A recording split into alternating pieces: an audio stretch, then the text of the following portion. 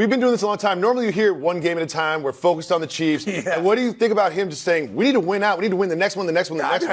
I think he's right. Yeah. And I think, there are certain situations like this where if the message is, let's just worry about this Sunday, you got to worry about a lot of Sundays coming up, and the schedule's not all that easy for you.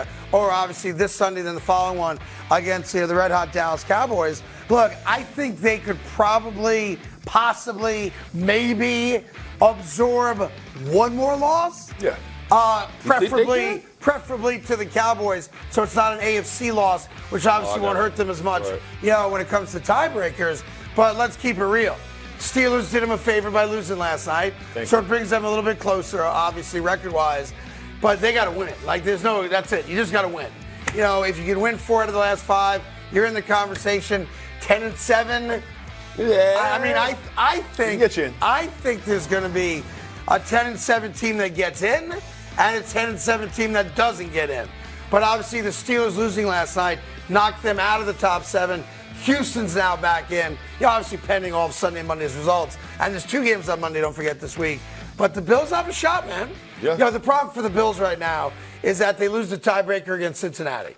Right. But out of all those teams, if you put it up one more time, the Buffalo Bills, and it's not debatable, have the best quarterback of all of them. The most dangerous. Yeah. Their offense is the most dangerous, is potentially prolific, and from 5 down to, 9, 10 to 12, where the Bills are. Great job, Craig. Thank you. I had pretty well. I'm pretty good at math. Single-digit numbers only, thank you. But look, you've got Joe Flacco, DTR. You've got Gardner Minshew. C.J. Stroud's obviously becoming a great player. You've got Mitchell Trubisky. You've got Russell Wilson. You've got Jake Browning. And now you've got Josh Allen. They got the best quarterback. I think that's only 11, Craig. Right. What? 8, 9, 10, 11. But I like those comments because for me, I'm sitting back from a Buffalo Bills fan. I'm saying, hey, Stephon Diggs, where you at? You know what I mean? Because the bottom line is, to go back to last game against the Eagles, on 3rd down, where were you at, right? Last he was off the field. Off the field. Mm-hmm. Yeah. If you're Josh Allen, he carried that team. Literally, if Greg Jennings had his segment, it should solely be about what Josh Allen did against the Eagles. He put that team on his back. Overall, if you're Stephon Diggs, they need you. You got to be the difference in this game. Yeah. Bottom line. I did see a video of Greg Jennings yesterday using 5-pound weights for bicep curls. Oh. Okay. Yep. It's always a good idea to make fun of Greg Jennings. That's always a good idea. Moving on to second and football. What do you think about him saying that they've established a blueprint for slowing down Hurts? I like the second half of what he said. That's kind of staying under the radar. He just accused Jalen Hurts of being a crybaby. Jalen Hurts is always looking at the refs, that's what he said. Rush. No, the rush. The rush. I thought he said the refs. He said the rush. Well, let's rush. pretend he said refs. Oh, yeah, what a crybaby. Fits my narrative a lot better. I told you he was like LeBron James. Nothing but a ref complainer. Now, look, I think, it's one thing to look at what the San Francisco 49ers defense did. It's another thing to have the talent to do it. Mm-hmm. And they have a great front line, obviously, now that Chase Young is there as well. But it's a good reminder to everybody that if you look at the film as we've done and we watch the game, we all said afterwards, man, he had a lot of time. And what San Francisco apparently did very well is they didn't give him the lanes between the guard and the tackle where Jalen Hurts is a beast that'll kill you and get 15 yards in a first down. They bottled that up. So even if he gets away from the initial rush, he's running laterally. Yep. He's not running 4 yards. He's running out to his right or left. Now, he's a great passer on the run. All right, and that's part of their offense as well. But if I'm Dallas, I pay mind to that, right? And I make sure that Lawrence is bottling up the A gap, the B gap, whatever it might be, C gap, D gap, I shop at the gap, whatever it might be.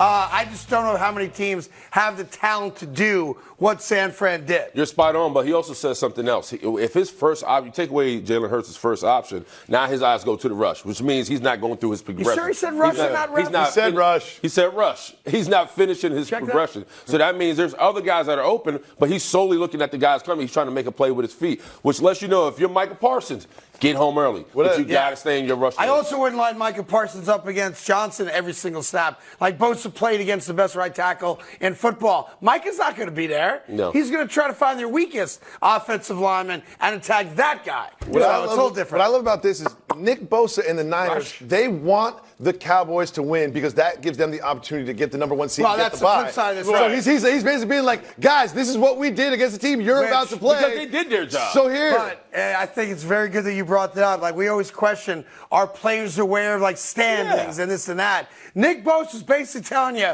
we need somebody to beat them Yes, one more time. Yes. We'll take care of our business. Yes. We're going to win out, but we need Philly. Yeah. So, and here's the reality. We know they're not going to lose to the Giants. No. We know they're not going to lose to the Cardinals. We know they're not going to lose to the Giants the second time. We got 2 cracks at it. I think it's Seattle next week, right? Yes. Yep. And, of course, Dallas Sunday night. So if Dallas or Seattle can do us a solid and give us 1 W, then we got home field advantage if we take care of our business, Really? which clearly they're going to. Willie, let me just ask you a question. Is there intelligence shared in between teams in moments like this? Like the 49ers want the Cowboys to win. Is there intelligence shared between players? And No. Yeah, if there's a homie on the opposite side, yeah, you give them a call like, "Hey, man, what did you see?" And they'll give it to you. You know, they got no problems. Like They're the Niners, they motivated. did the They're job motivated, already, yeah.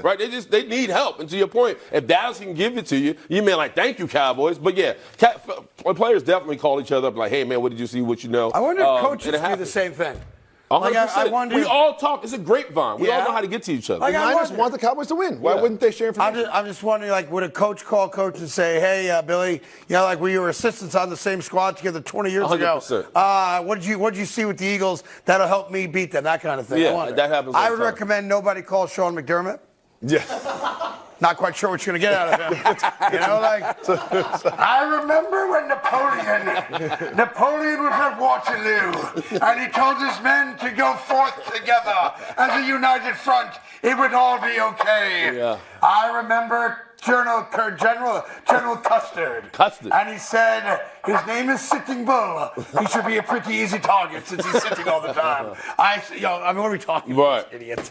It's never good to reference history, especially if you don't know the right history. Right. No. And I would say this. We should also remember that we don't count on, no offense at all, what I'm about to say. What? Why did it always come this way? What are you like it's possibly two gonna of us say? here. Well, how Like, can this there's possibly two be of us offensive at to the Willie? desk. That's Where my are your point. train of thought? I You're going to say don't mind offensive to taking Willie. the arrows, but there's two. I'm just saying. Spread it around. Spread it around. He didn't play professional football. He just Yes, won a yes, he won a yes. rec league championship. Yeah. Wednesday night. Like, we 2 points. sometimes, put you guys in spots you don't belong in, That's all. No one put football players in the smart box. That's No, offensive. that's That is offensive. That's that's actually offensive. offensive. That's That's actually offensive. Yeah. That's actually offensive. Like, we're surprised someone involved with football said something stupid. That's great. I No love offense. it. We're all like, that's actually offensive. He's like, let me double down on that. Yeah. Let me go for it. Mirror on the wall. What killed me They told about us it? to go to break like He 3 made a minutes living ago. saying stupid things They every told us day. to go to That's what I'm break talking about. 4 minutes ago. Hey there, thank you so much for watching The Carton Show. You can subscribe right here to get all the latest bits and segments from the show. And by the way, while you're at it, we have a lot of great shows on FS1, so check them out too.